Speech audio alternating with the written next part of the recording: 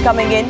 That of top Indian government sources confirming to Republic TV a big setback to Pakistan. Remember, the Financial Action Task Force is set to announce its measures later today, and we've been confirmed that they are all set to put Pakistan on the grey list. The official statement will be out by the FATF later today.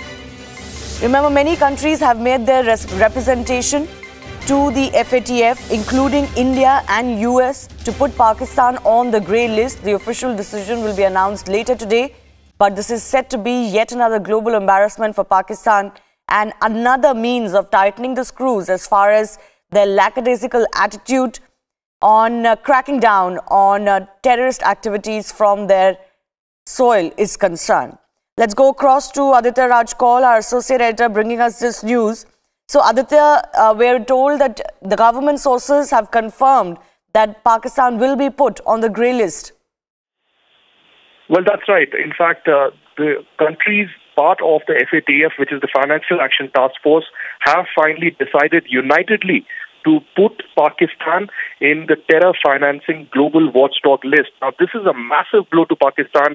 This comes as a massive embarrassment at a time when Khwaja Asif, the foreign minister of Pakistan, 2 days ago, had officially stated the position of the Pakistan government that Pakistan has been able to block diplomatically the move of US to put Pakistan in that particular list. Now, this has come as a massive lie by Khwaja Asif, a sitting foreign minister of Pakistan, trying to divert attention from the reality, from the facts of the moment. Remember, over the last 1 to 2 weeks, this has been playing out on global news. Will Pakistan be named and shamed at the FATF?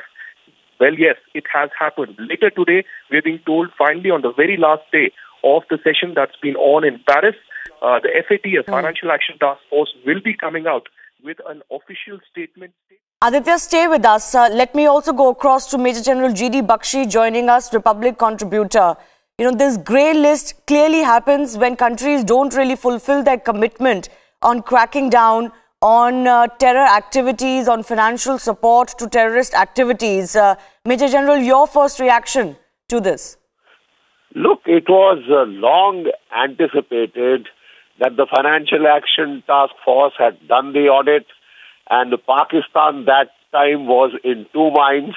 The Pakistani civilian establishment was running scared. They were trying to take action against Hafiz Saeed, and then the internal dynamics of the Pakistani army came into play.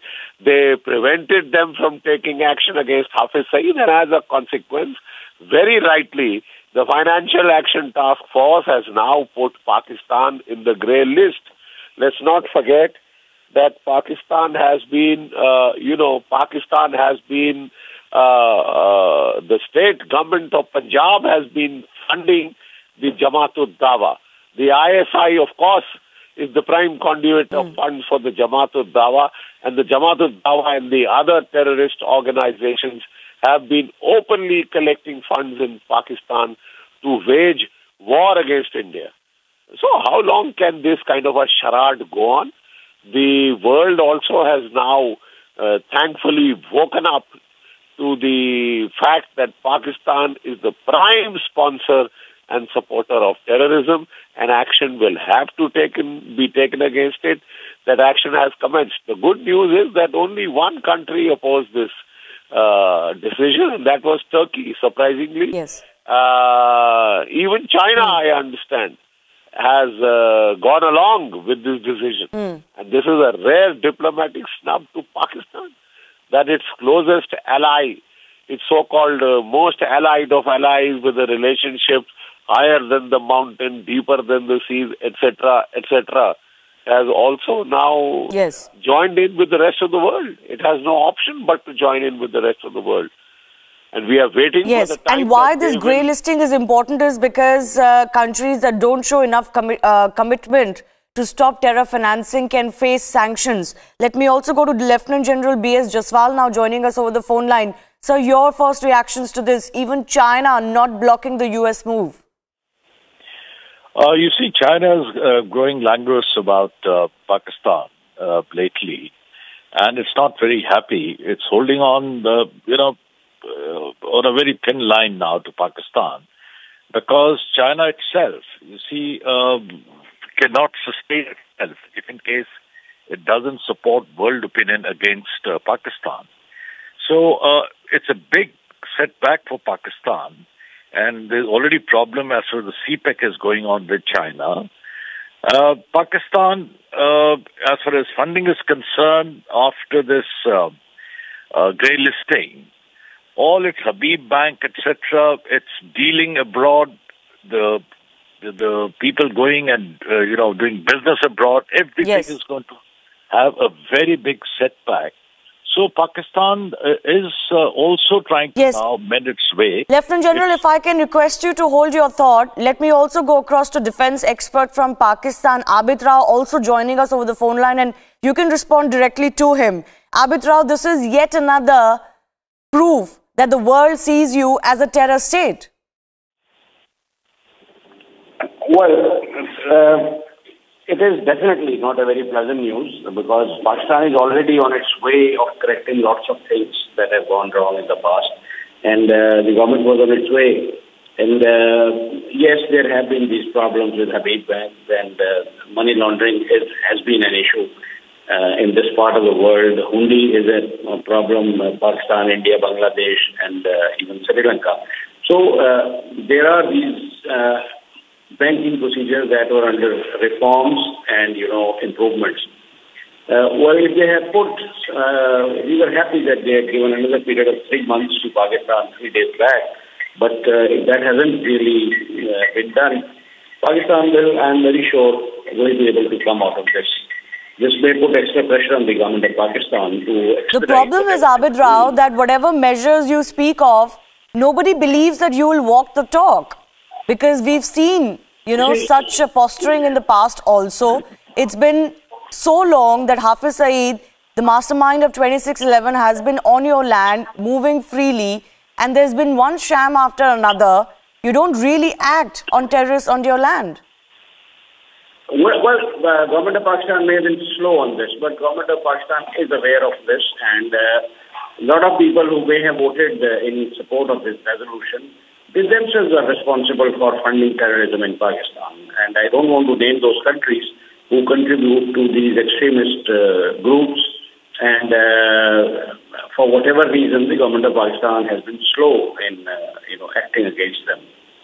And let's see, the government of Pakistan will give a roadmap of correcting these things. And because it is not in the national interest to continue on a watch list, and it is definitely.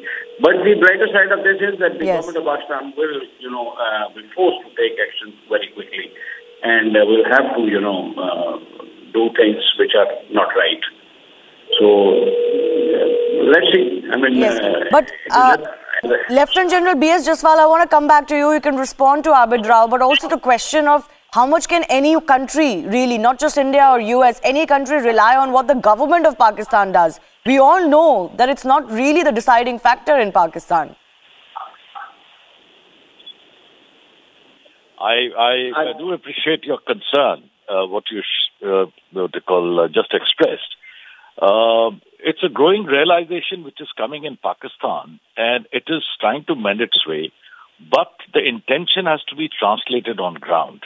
When you are saying some countries are supporting extremism in Pakistan, you're obviously hinting at India. Let me tell you, India is not doing anything because we have got a philosophy of economic leap.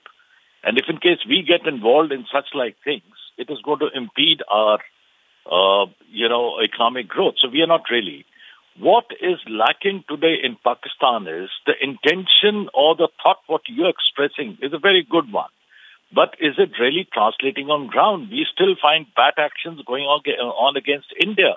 We still find support of Hafiz Saeed, of all the terrorists who are functioning in Kashmir.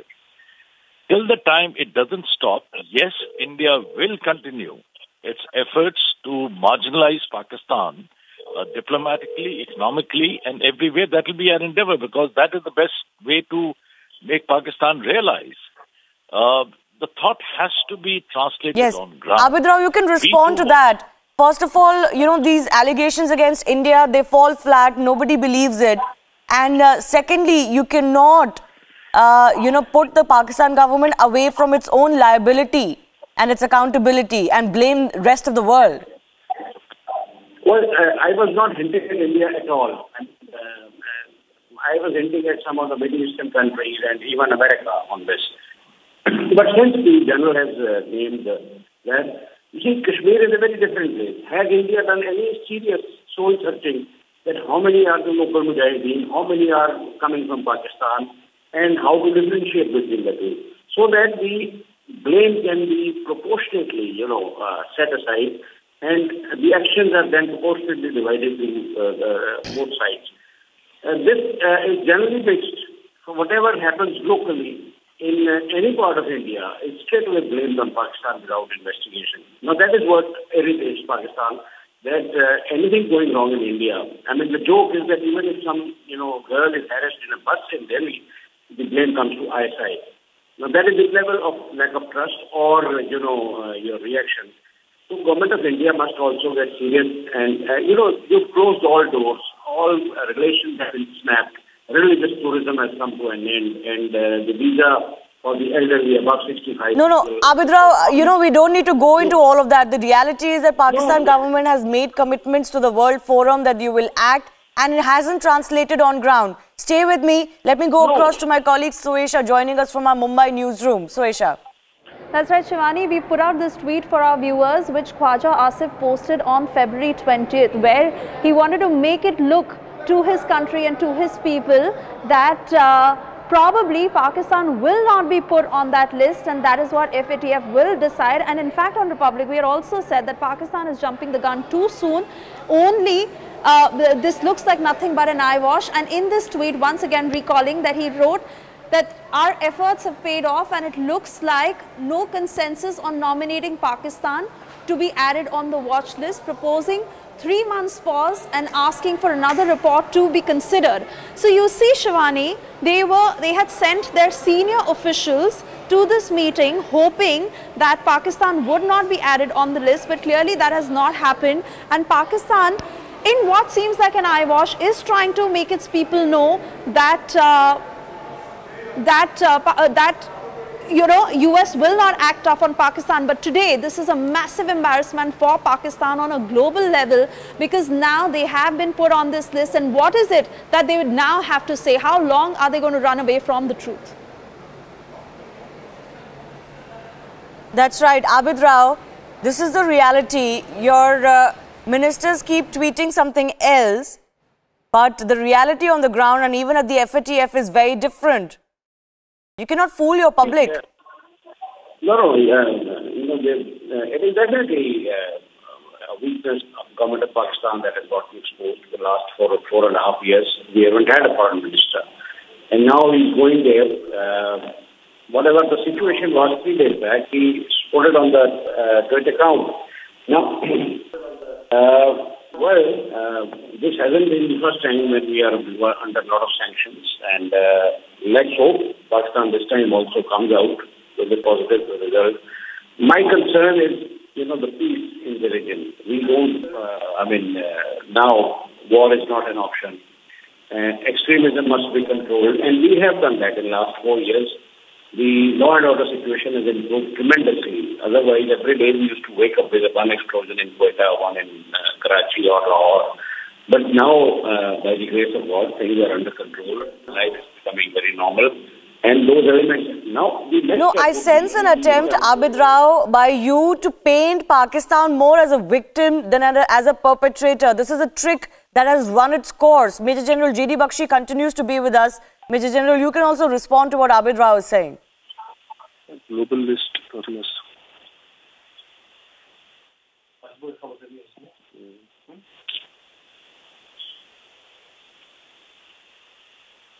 Major General, if you can hear me, you can respond to what Abid Rao is saying.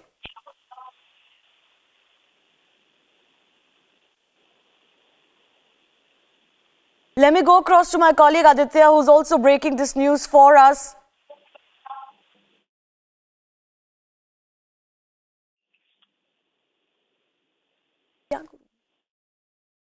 All right, let me take my final comments from Abid Rao as well. Abid Rao, will there be pressure on the Pakistan government to actually walk the talk now?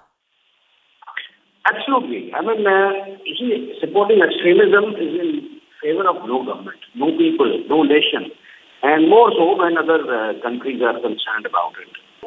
We would like peace all around, and the government should, in the interest of the peace in the region, take positive actions, and the people will support that. Will you act on Hafiz Saeed? Just acting on his political outfit is not enough. Will you act on Hafiz Saeed himself? Well, I'm not an authority to answer on that, but I'm sure all elements, whether it is Jaish-e-Mohammed or Lashkar-e-Tayyiba, or Lashkar-e-Jangvi, or such religious parties who spread hatred, they have to be brought into this. But then there are political angles to that. They must be also addressed. There are a lot of agencies in India, in Afghanistan, who are operating to sustain these people, who give them fuel to, sustain. And that is how they continue to live. If the two political governments meet, I think the roadmap will be very clear. Abid Rao, stay with me. I want to bring in our associate editor, Aditya Rajkol, into the conversation as well. He's breaking this news for us. And Aditya, for the benefit of our viewers and Abid Rao, just take us through the kind of double speak that we've seen from Pakistan. You know, saying one thing but doing quite another. Well, yes, this is a big development coming in. In fact, top government sources, the top sources in the security apparatus of the country and diplomatic, apparatus have confirmed to Republic TV this move, and we are breaking these details first. Now, top government sources have also welcomed this move.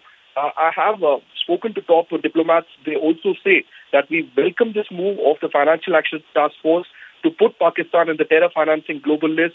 This has happened on expected lines and comes as a huge embarrassment to Pakistan.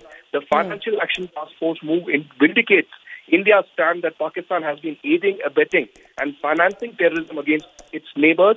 The global community needs to realize that Pakistan has been sponsoring terror against its neighbors and using it as a state policy. Global diplomatic steps like these to crush terror, state-sponsored terror, are important in the war against terror. So this is an important, source-based confirmation and a statement that I've just received from top sources in the security apparatus in the country and the diplomatic setup of the country. And what an embarrassment, really. Shivani, there are two things. One, of course, Pakistan has been put in the FATF list. This means economic, problems for Pakistan. There will be less investment. They are facing economic challenges up ahead. And second is what will happen to the position of Khwaja Asif, because the foreign minister of Pakistan has put himself in a complete soup, because he made a statement 2 days ago that they have been able to block US move at the Financial Action Task Force. We also saw them taking a senior minister and a senior diplomat to various countries and even to Paris to persuade US and several other countries to block this entire move. That clearly hasn't happened. And later today, we are expecting a formal statement from the Financial Action Task Force as well.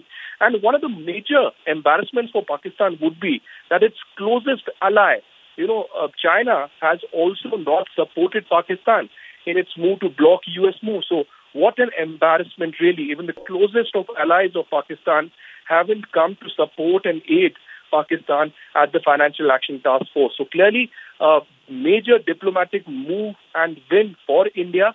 And apart from that, a huge embarrassment caused to the Pakistani state, the Pakistani foreign minister, and of course the Pakistan army. They have been left with no face. Apart from China, I don't think there would be many countries that would be interested to now invest in Pakistan or have economic ties with Pakistan at a time when it's being blamed on, financing terror and using terror as a state policy against India and Afghanistan. Also, this moves importantly because the other multilateral organizations and also organizations like the United Nations and others will take note. It's also historically important to mention that this has happened earlier as well in 2012 and led to a global embarrassment for Pakistan for 3 years at that time as well. For last more than 1 week, there's been a lot of talk about whether Pakistan's name will be included or will they be given a long rope and a breather. That really hasn't happened. India's diplomatic efforts and US motion, supported by at least 3 more countries, has finally been adopted with unification and a cohesive stance Turkey is the only country that supported Pakistan, and I'm being told, as per the formalities and regulations of the FATF, there are at least 3 countries required to, reject an adoption of this motion. That clearly hasn't happened. There was only one country, and Pakistan is left embarrassed across the globe. Yes, important to remember, this was a US motion backed by Britain, France and Germany. So this is really global isolation coming together piece by piece for Pakistan. I do thank all our guests from India and Pakistan and also our associate editor for joining us.